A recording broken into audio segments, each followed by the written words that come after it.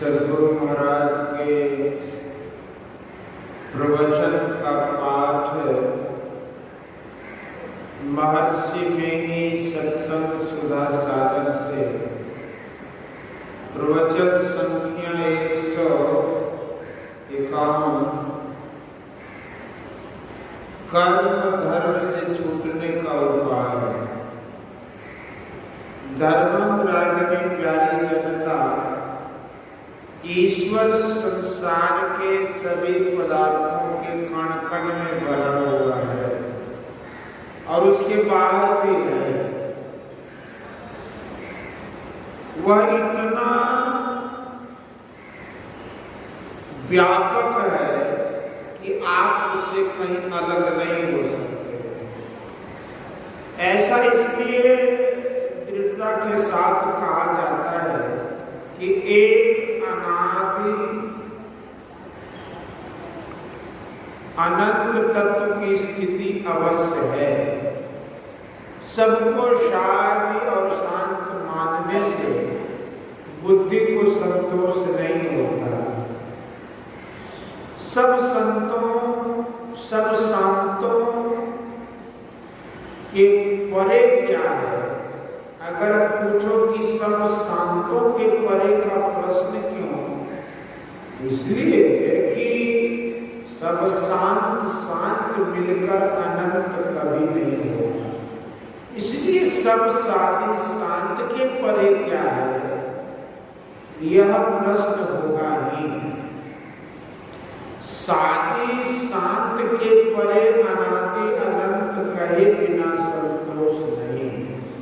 अनादि अनंत तत्व को ही संतों ने ईश्वर कहा। इसी का वर्णन वेद, उपनिषद और सत्यवाणी में है। गुरु नानक देव जी कहते हैं कि अलग अपार अगम अगोच नातिसु कालिन पैदा। वह अपार कहते हैं, वह परम तत्व है, पदार्थ स्वरूप है, परमार्थ स्वरूप है। स्वामी तुलसीदास जी कहते हैं कि राम ब्रह्म परमार्थ रूपा, अविगत अलग अनादि अनुपा, सकल विकार रहित गत भेदा, कही नित नेति निरूपई वेदा। है सब में सब ही ते न्यारा, जीव जंतु जल थल सब ही में, शब्द व्यापक भूलन हारा, सबके निकट दूर सब ही ते, जिन जैसा मन किन्न विचारा। संत कबीर साहब। अर्थात परमात्मा सब में होकर इतना ही है ऐसा नहीं, उससे बाहर भी है। सब लोग एक ही बात कहते हैं, बुद्धि के विचार से भी ठीक ही है।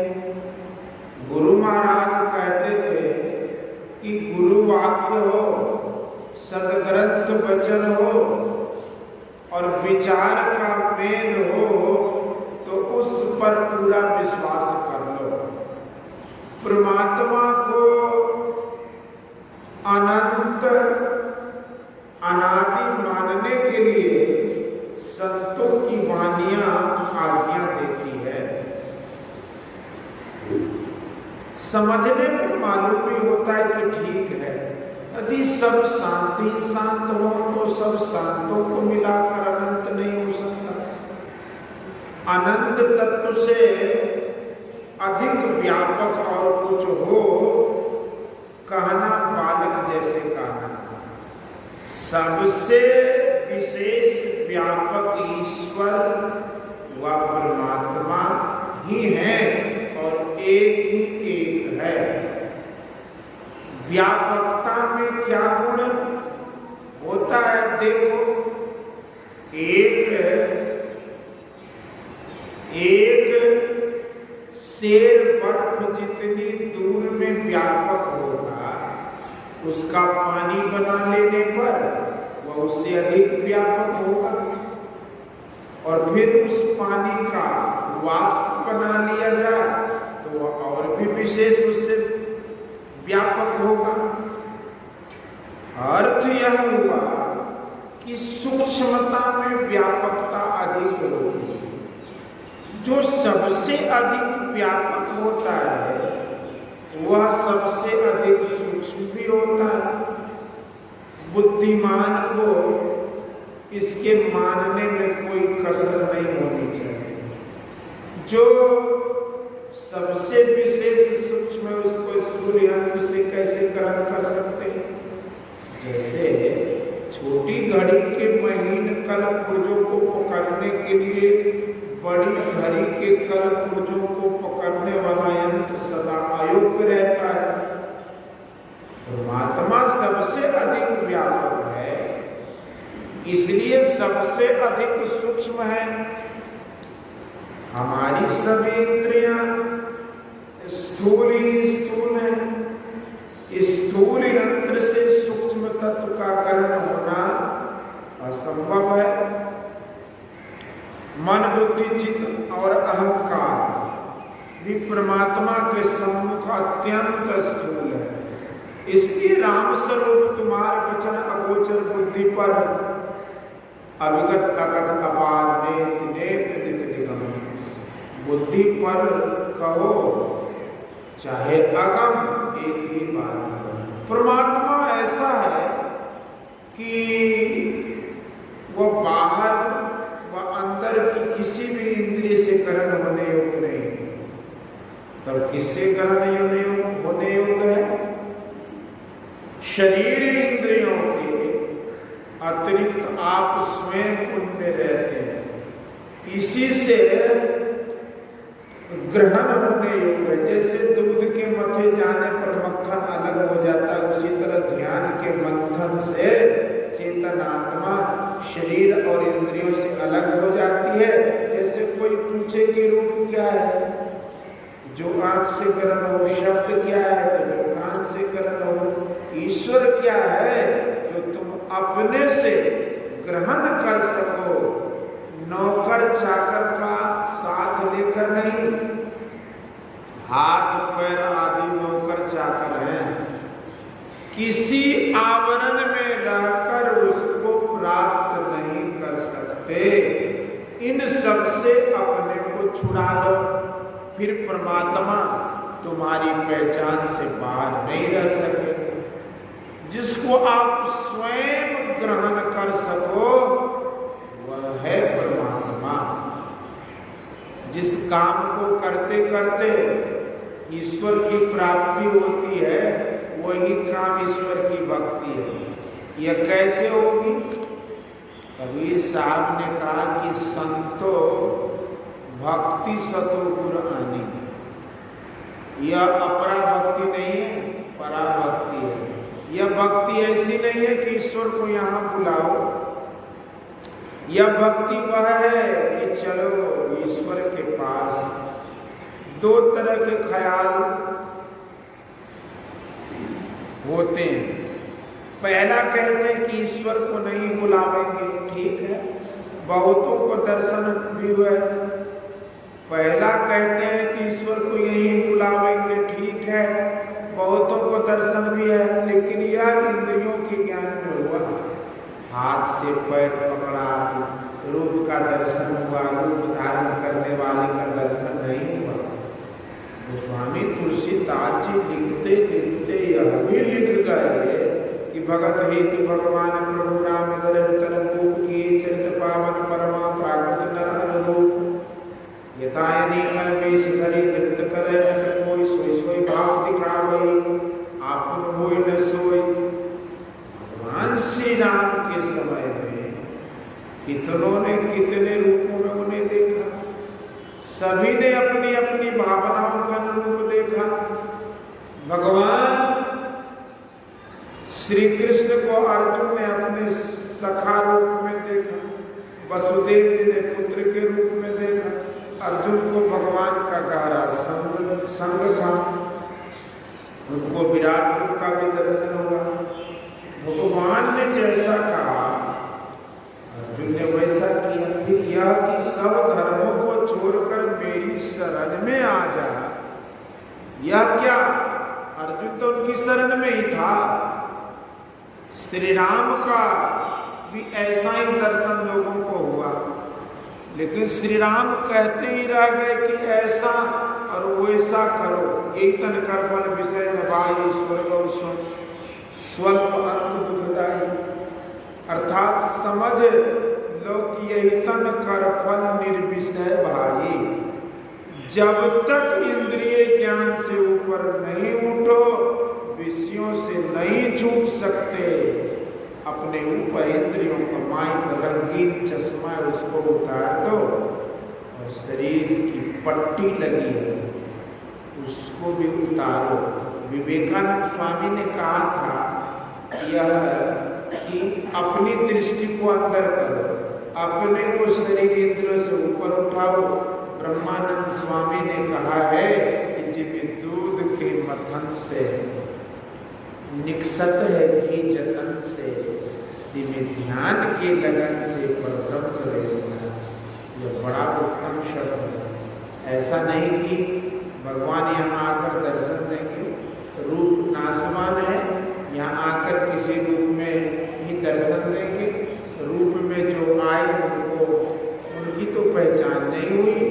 श्री राम, श्री कृष्ण, विष्णु भगवान, शिव बाबा, काली माई का प्रत्यक्ष दर्शन लोगों ने किया, लेकिन दर्शन देने पर भी वे कहते थे कि यह काम करो और वह काम करो।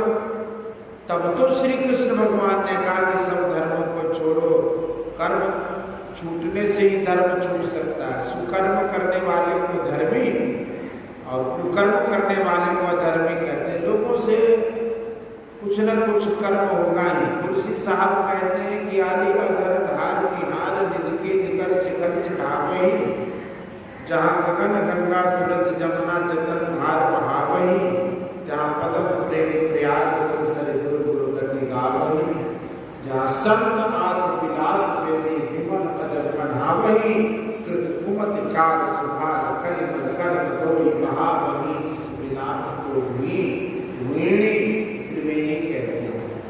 संत लोग यहीं पर स्नान करते हैं और जो शुभ अशुभ कर्म है वे सभी धुल जाते हैं। ध्यानशील ही को ऐसा होता है, ध्यान में ऐसा होता है कि जैसे तंद्रा में स्वाभाविक चाल होती है, वैसे ही ध्यान के द्वारा मानस धार व चेतन धार का सिमटा होता है। सिमटा होने से इंद्रियां शक्तिहीन हो जाती है और तब सभी धर्म छूट जाते, सभी कर्म छूट जाते हैं। इसके लिए योगी गुरु और श्रद्धा सहित उनकी सेवा अत्यंत अपेक्षित है। कबीर साहब ने कहा कि सतनाम के पटतरे देवे को कछुनाई, क्या ले गुरु संतोषी हवस रही मन माही। मन दिया तिन सब दिया, मन के लाल शरीर, अब देवे को कछु नहीं हो कथी कहे कबीर।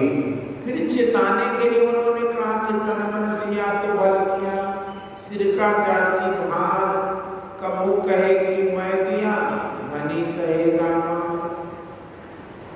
तन मन दिया तो क्या हुआ, निज मन दिया न जाए, कह कबीर ताकाश से कैसे मन दिया। तन मन दिया अपना निज मन ताके संग, कह कबीर निर्भय गया सुन सतगुरु प्रसंग। मन दो तरह के होते हैं, तन मन और निज मन। जब तक मन शरीर मुखी है, तन मन है, मन का संचार हो जाए तो वह आत्ममुखी हो जाएगा। इस तन में मन कहाँ निकस जाए के ठोर है तो परख लेना कर कर दो और नैनो माही मन बसे निकस जाए ठोर, गुरुगम भेद बताइया सब संतन से हो। जब मन की धार सिमट कर केंद्र में केंद्रित हो जाए तब निज मन, और जब तक सिमटाव नहीं हुआ तब तक तन मन कहते हैं। शरीर से जो सेवा की जाती है उसको तन मन की सेवा कहते हैं, और ध्यान में मन का सिमटाव कर केंद्रित करना निज मन की सेवा है। आप कहेंगे कि हठयोग प्राणायाम का कुछ नहीं पता है। एक बार सन 1934 ईस्वी में योगीवर भूपेंद्र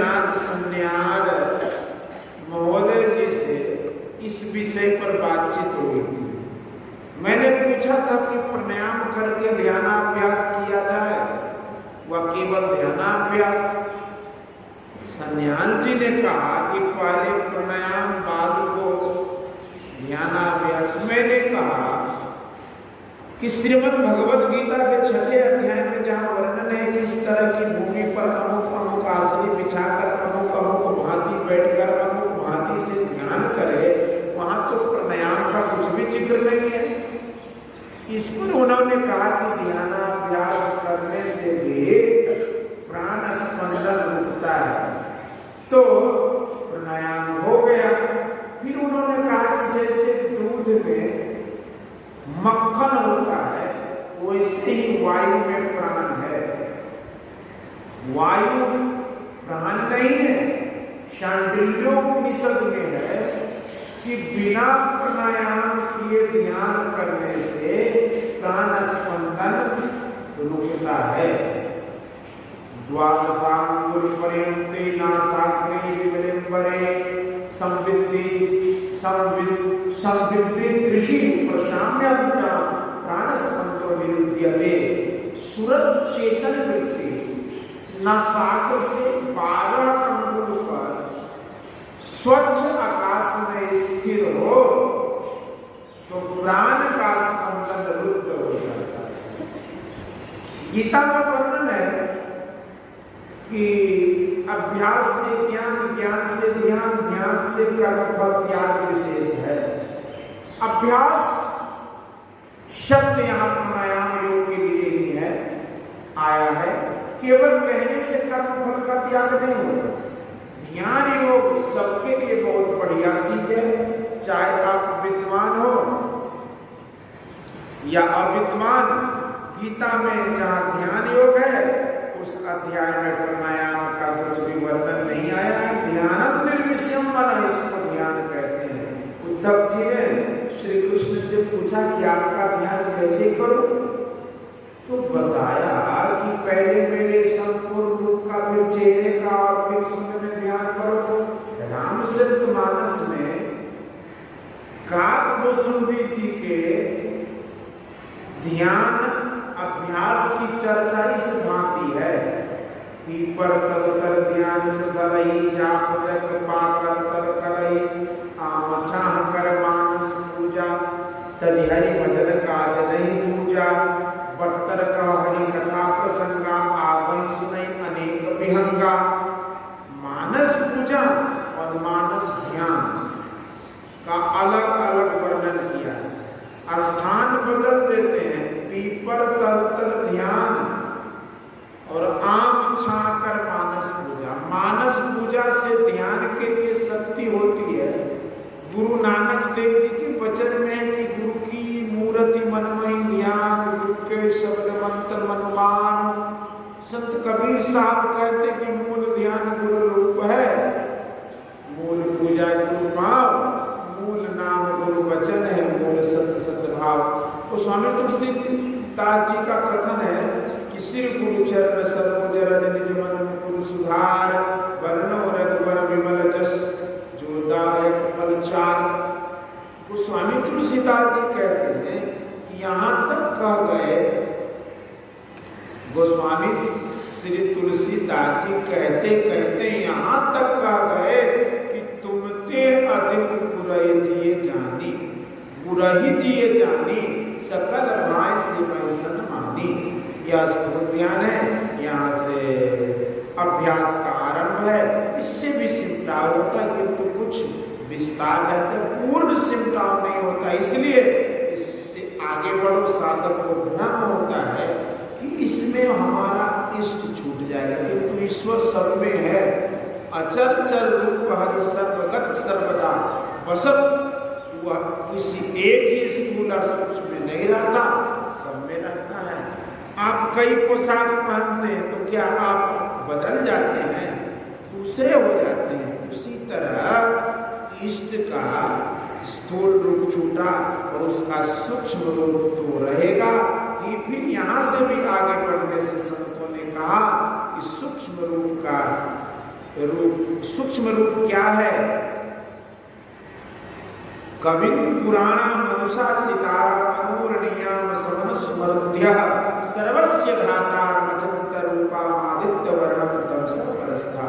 इसी अनुरूप को परम बिंदु कहा है।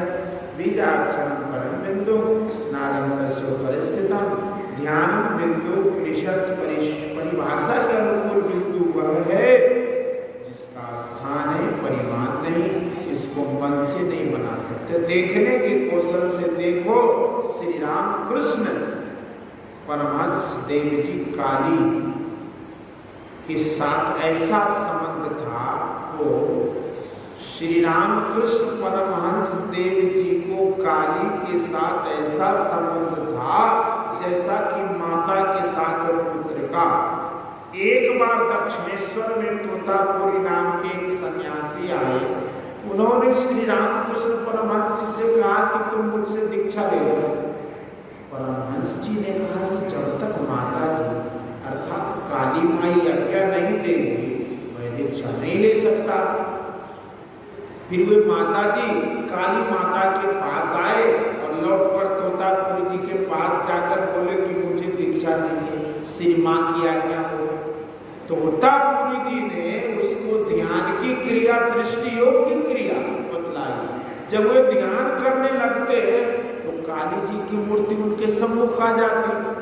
परमहंस जी ने कहा कि बहुत चेष्टा करने पर भी ध्यान नहीं हो पाता। माँ की मूर्ति सामने आ जाती है। तोतापुरी जी वही बरामदे पर टहल रहे थे। उन्होंने कहा कि नहीं होगा, जरूर होगा। टहलते उनकी दृष्टि एक कांच के एक टुकड़े पर पड़ी। उन्होंने उक्त शीशे के टुकड़े को उठा लिया और परमहंस जी के घोर मध्य में बिंद कर कहा कि यहाँ ध्यान करो।